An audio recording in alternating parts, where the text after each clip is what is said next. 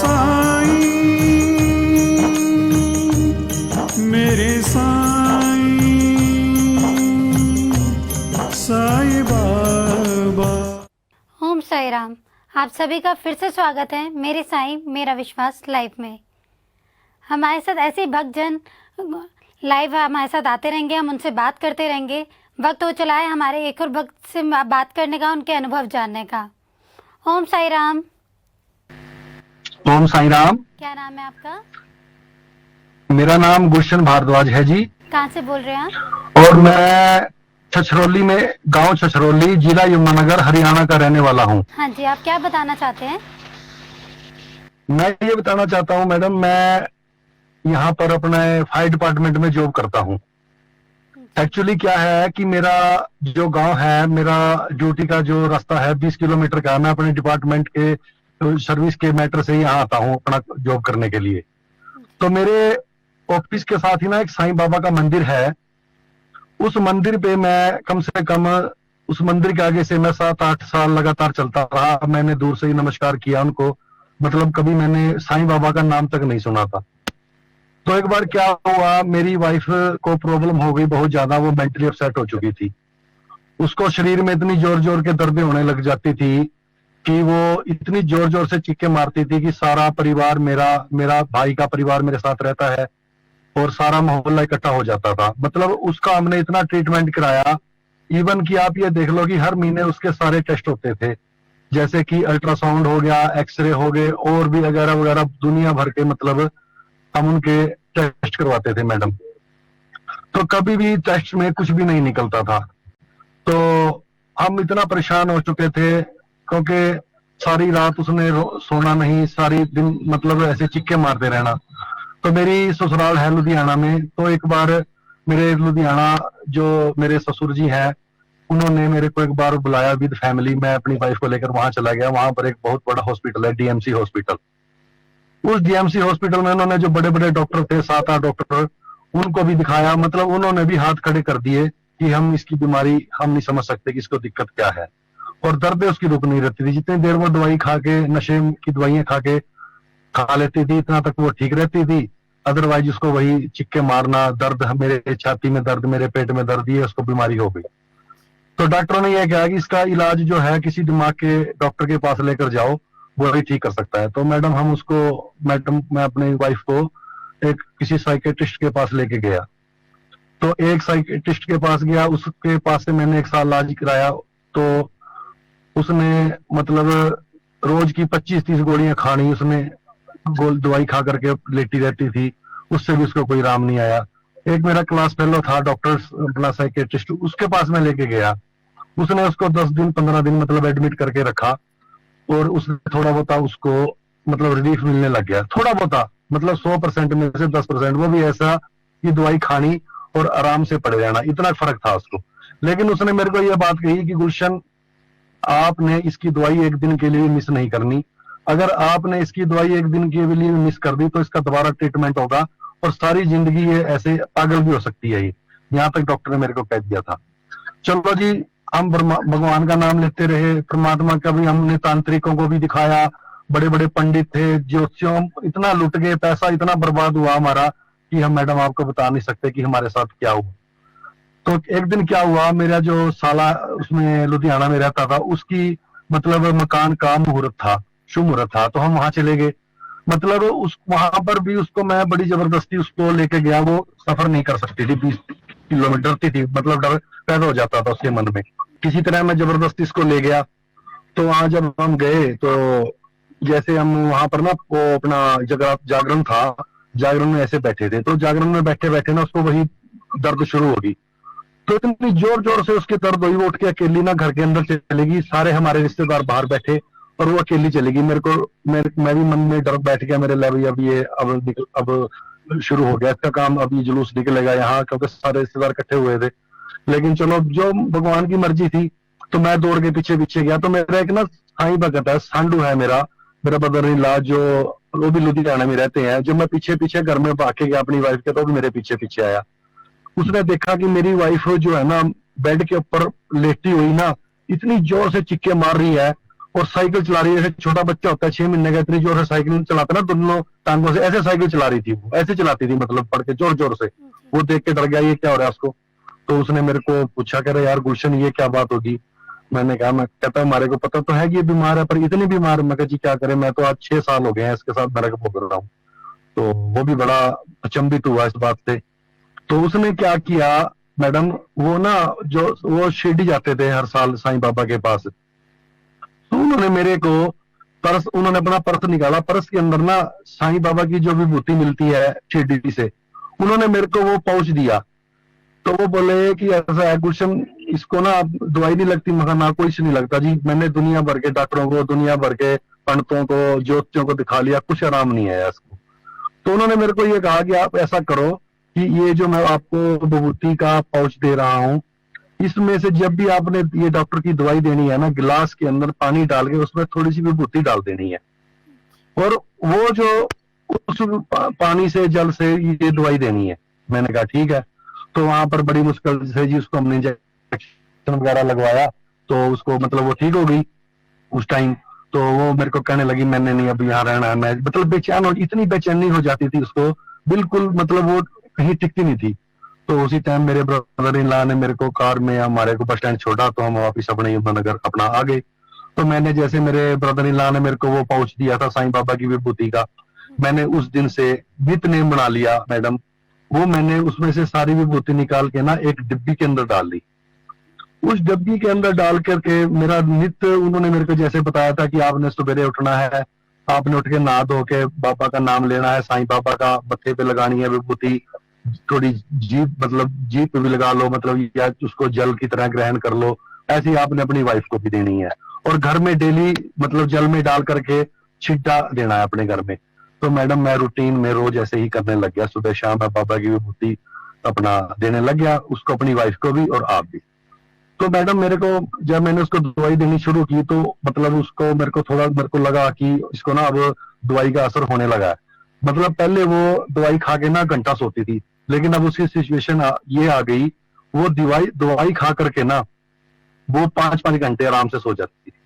मेरे को लगा, मैं कहा भाई साईं बाबा की विभूति चमत्कार करना शुरू कर दिया। तो चलो जी कोई बात नहीं, महीना टप गया, मतलब निकल गया।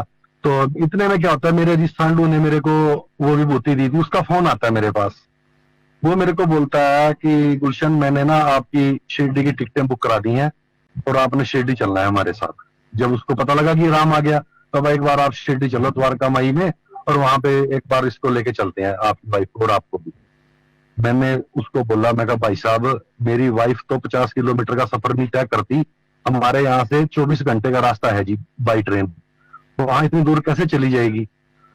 उन्होंने मेरे को हौसला दिया, कहता आप चिंता मत करो, आप उनको एक बार लेके आओ, थोड़ी हिम्मत करो आप, कोई बात नहीं बाबा सब ठीक करेंगे, बहुत बड़े बड़े उन्होंने चमत्कार करे हैं, एक बार आप मेरा कहना मानो, आपकी मैंने टिकटें बुक करा दी हैं और आप आ जाओ।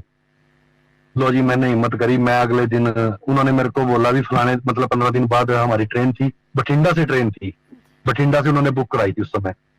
तो मैं अगले दिन डॉक्टर साहब के पास गया। मैंने डॉक्टर को बोला कि डॉक्टर साहब मैं फलानी तारीख को 10 दिन का टूर था हमारा भी, हमारे को ना इकट्ठी आप 15-20 दिन की दवाई दे दो, क्योंकि मैंने बाहर जाना है, शिरडी जाना है बाबा के पास मत्था टेकने के लिए।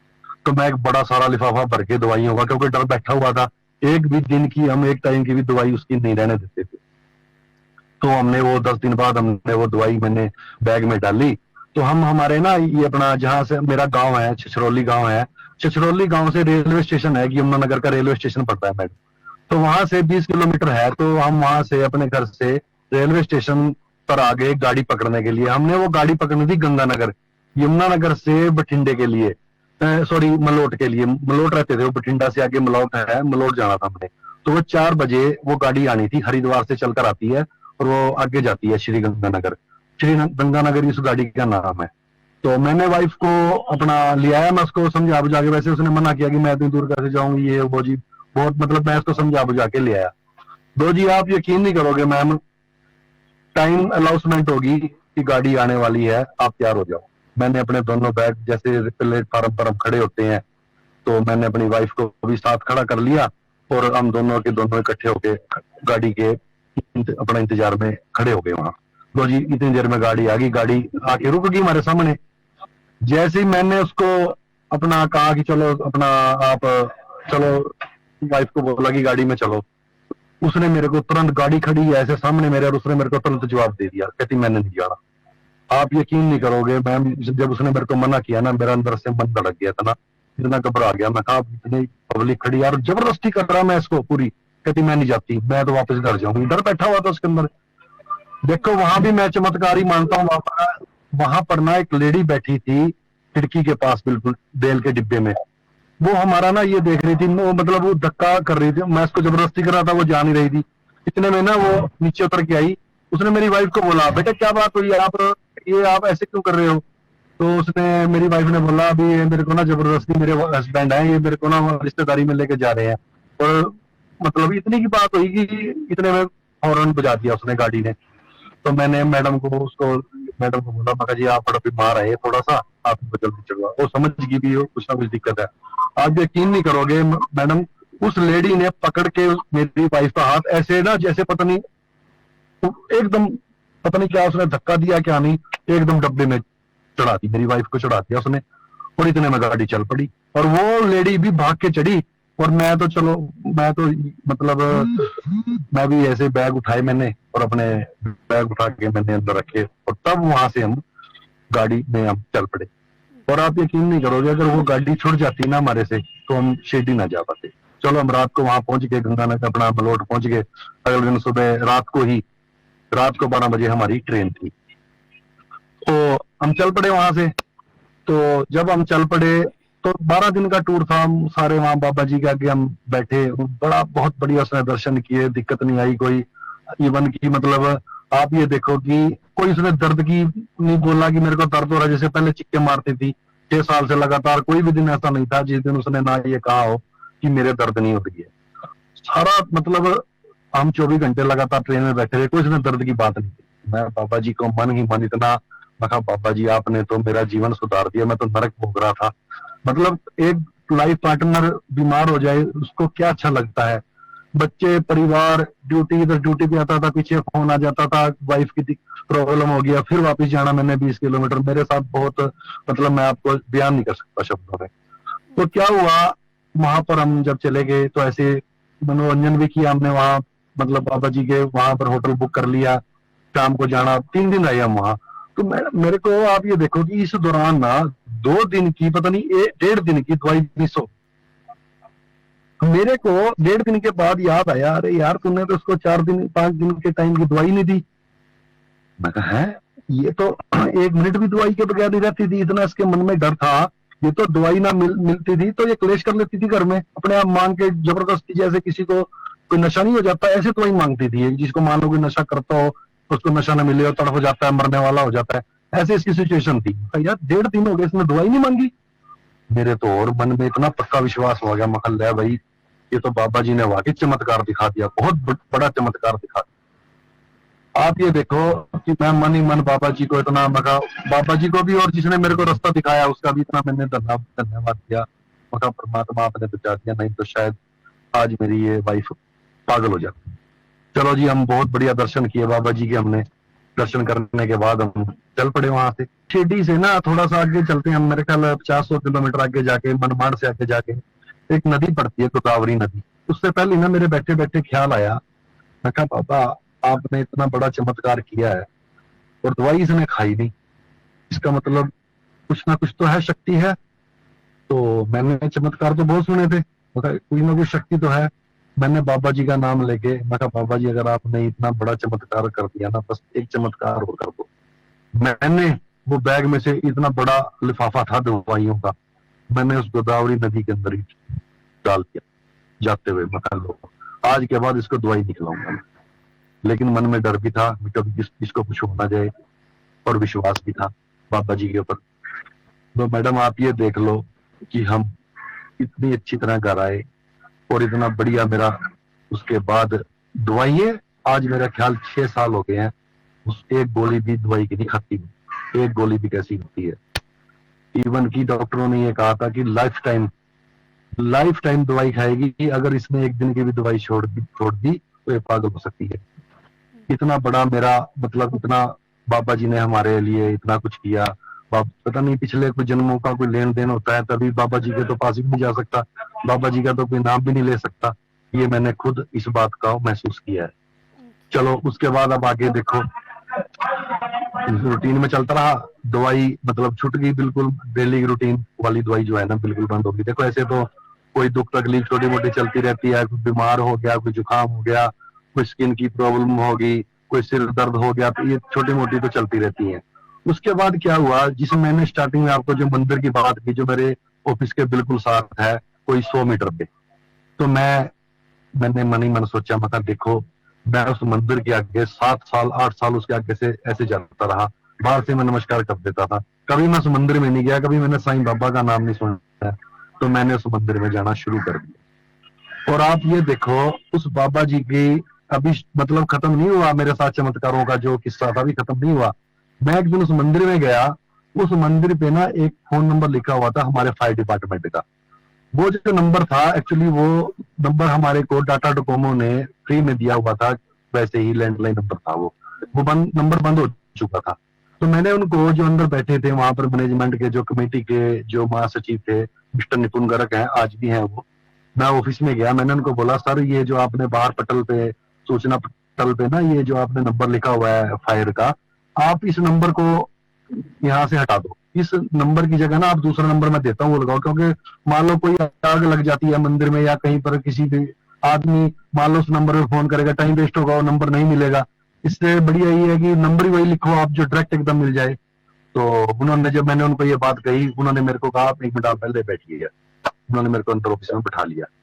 तो उन्होंने मेरे को बोला आप क्या काम करते हो, मैं जी मैं फायर डिपार्टमेंट में हूँ। ओके, उन्होंने एक रजिस्टर निकाला, मेरा नाम लिखा, मेरा फोन नंबर लिखा, सारा में मेरा बायोडाटा रजिस्टर में लिख लिया।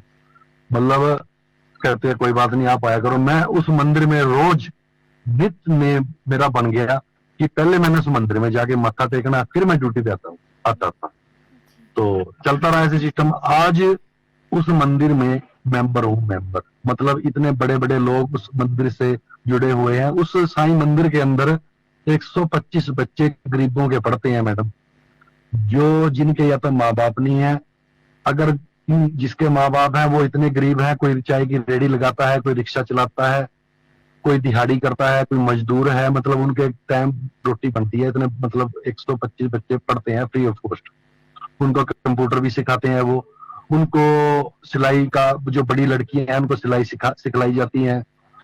मतलब कहने का ये है कि मैं आज इतने बड़े बड़े लोगों के साथ जुड़ गया हूँ। हालांकि मैं इतना बड़ा नहीं हूँ, मैं एक मीडियम दर्जे का छोटी सी सैलरी लेने वाला हूँ, लेकिन मेरी आज बाबा की वजह से इतने बड़े बड़े लोगों के साथ, जो शहर के मालिक हैं, जो संस्था के साथ जुड़े हैं, उनके साथ मेरी आज उठ बैठ है, उनके साथ मेरी जानकारी हो गई है।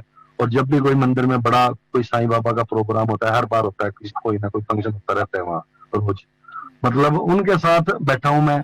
और आज मैं खुद मानता हूं कि साईं बाबा वाकई ही कलयुग के भगवान है। मैंने उनकी साईं सचरित्र पढ़ ली है 3-4 बार, और उनके अंदर इतनी अच्छी अच्छी बातें लिखी हुई हैं।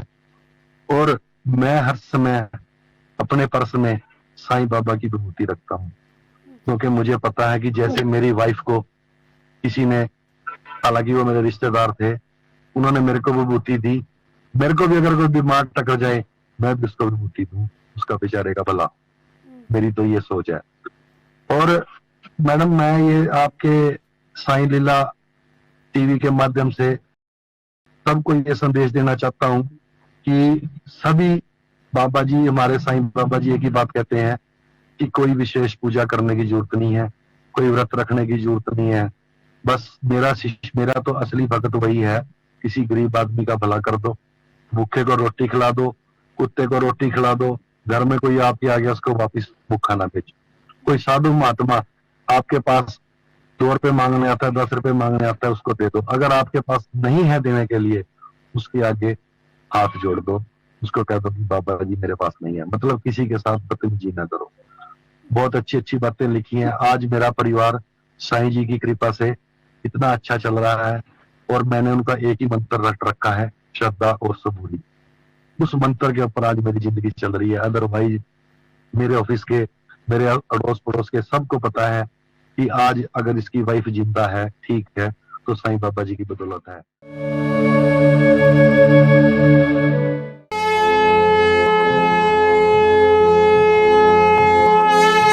श्री सच्चिदानंद सद्गुरु साईनाथ महाराज की